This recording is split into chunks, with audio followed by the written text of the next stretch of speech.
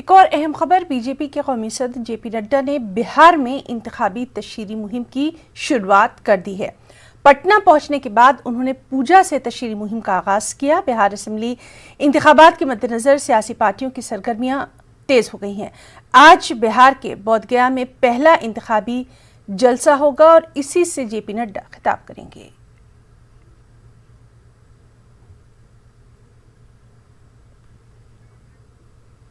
Students union के मैं Patna college का विद्यार्थी होता था। इमरजेंसी में भी पुलिस से बचकर छात्रों के बीच में सही आवाज़ उठाना उस समय हम लोगों का कर्तव्य होता था।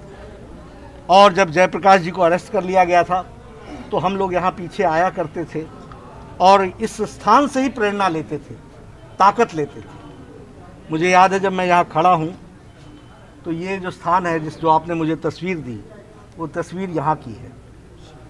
पूज्य जयप्रकाश जी ने उस समय हम लोगों ने विद्यार्थी परिषद की तरफ से शिक्षा में परिवर्तन के लिए देश भर में एक आंदोलन चलाया था।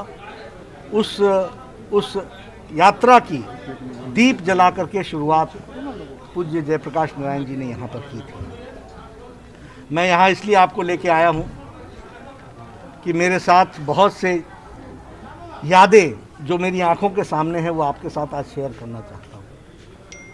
नानाजी देशमुख जो भारतीय जनसंघ के महामंत्री थे और राजनीति में जिनकी एक पैठ थी, मध्य भारत में जिन्होंने राजनीति में जनसंघ को आगे लाने में बड़ा योगदान किया था, वो जयप्रकाश जी से हमेशा प्रेरणा लेते थे। जयप्रकाश जी का जन्म 1902 का है, 11 अक्टूबर का, और नानाजी का जन्म 1916 11 अक्टूबर का है, एक ही दिन का है, विजयदशमी के दिन का है।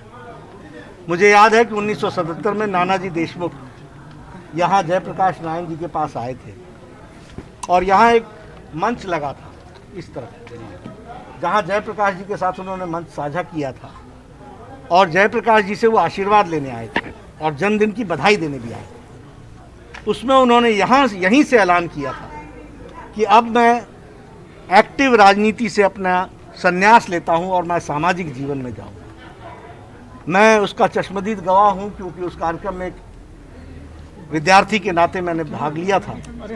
उस समय मेरे मन में प्रश्न खड़ा हुआ था, जयप्रकाश जी ने आशीर्वाद दिया था उन्हें। उस समय मेरे मन में प्रश्न खड़ा हुआ था कि क्या नानाजी देशमुख अब 60 साल की उम्र के बाद 61 साल के हो गए हैं, नहीं तो दिक्कत हो रहा है, वो अब राजनीति से संन्यास लेंगे तो क्या करेंगे।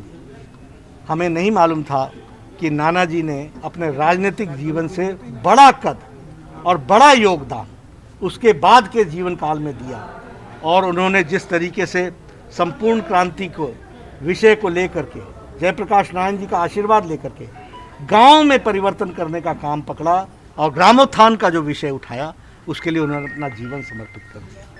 ऐसे दो महापुरुषों का जिनका आज जन्मदिन है, उनको मैं नमन करता हूं, उनसे मैं प्रेरणा लेता हूं, अपने युवा काल को याद करता हूं और मैं अपने आप को सौभाग्यशाली मानता हूं कि जिस उद्गम स्थान से देश की राजनीति ने एक नई झलक देखी, एक नई उम्मीद देखी, एक नया नॉन कांग्रेस गवर्नमेंट देखा और एक भ्रष्टाचार बेरोजगारी के खिलाफ लड़ने की ताकत देखी, उसके साथ मुझे भी सम्मिलित होने का मौका मिला। मंगल जी को सम्मिलित होने का मौका मिला, संजय जी को सम्मिलित होने का मौका मिला। संजय मयूख उस समय विद्यार्थी होते थे, स्कूल में पढ़ा करते थे, लेकिन हम सब लोग एक ही बात कहते थे, सन 74 भूल न जाना, क्योंकि सन 74 की लड़ाई हमने लड़ी थी। आज हम उस स्थान पर आए हैं, मुझे पुनः उनसे प्रेरणा मिली है। हम सब लोग जानते हैं कि जयप्रकाश नारायण जी ने अपना जीवन, सादगी भरा जीवन, समाज को समर्पित किया।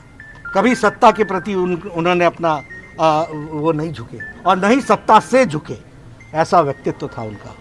उनको हम नमन करते हैं, उनसे प्रेरणा लेते हैं और हम सब लोगों को ईश्वर सद्बुद्धि दे ताकि हम समाज की सही तरीके से सेवा कर सकें। और आज मुड़ करके मुझे लगता है कि जो उन्होंने नारा दिया था उसको लेटर और स्पिरिट में अगर इम्प्लीमेंट कर रहे हैं तो हमारे यशस्वी प्रधानमंत्री श्री नरेंद्र मोदी जी के नेतृत्व में भारत की सरकार उसको इम्प्लीमेंट भी कर रही है और राजनीति में जो वो राजनीति की संस्कृति को बदलने की बात करते थे, वह बात उसको नरेंद्र मोदी जी ने भारत की राजनीति में संस्कृति का बदलाव किया है और उस बदलाव के साथ साथ पारदर्शिता के साथ देश को विकास की ओर ले गए हैं और दुनिया में देश को स्थापित करने में उन्होंने अपना योगदान किया है।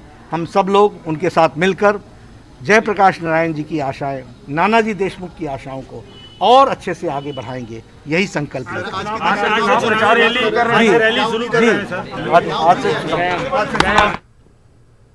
आज से चढ़ने लगेगा क्योंकि पहली बार एक्चुअल रैली का आयोजन किया जा रहा है कोरोना काल में। बिहार विधानसभा चुनाव की घोषणा के बाद वर्चुअल रैली तो तमाम पार्टियों की तरफ से की गई है, लेकिन एक्चुअल रैली आज पहली बार गया के गांधी मैदान में शुरुआत हो रही है इसकी, और आने वाले दिनों में तमाम पार्टियां इस तरह की रैली का आयोजन करेंगे। हाल ही में कुछ छूट दी गई थी इस तरह के रैली के आयोजन के लिए। आप देख सकते हैं हमारे पीछे में जिस तरह से वास्तविक रैलियों का आयोजन किया जाता रहा है पहले, उसी तरह की तैयारी अब की जा रही है। हालांकि सोशल डिस्टेंसिंग का पालन किया जाएगा। इधर देख सकते हैं 7,000 कुर्सियां लगाई जा रही हैं। आज बीजेपी अध्यक्ष जेपी नड्डा की चुनावी रैली है और खासकर मगध क्षेत्र में वो फोकस करेंगे। हमारे साथ रैली का आयोजन देख रहे हैं विनोद सिंह जी हैं, जो कि बीजेपी के नेता भी हैं स्थानीय।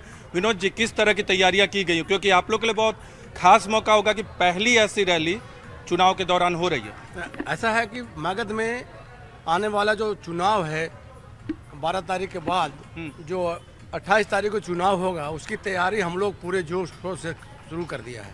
आज मगध में पहला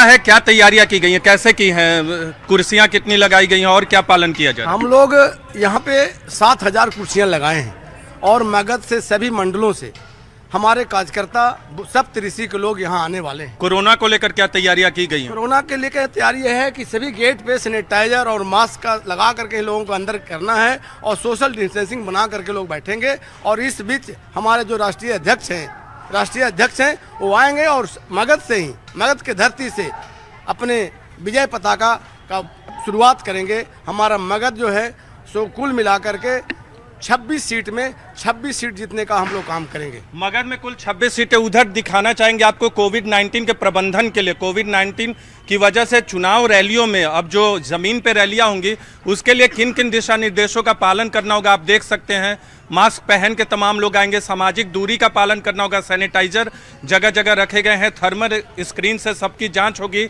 और किसी को अगर खांसते छींकते देखा गया तो उनके लिए तमाम व्यवस्था की गई है यहाँ रैली में। तो तमाम यहाँ जेडीयू और बीजेपी के जितने भी उम्मीदवार हैं वो यहाँ मौजूद रहेंगे।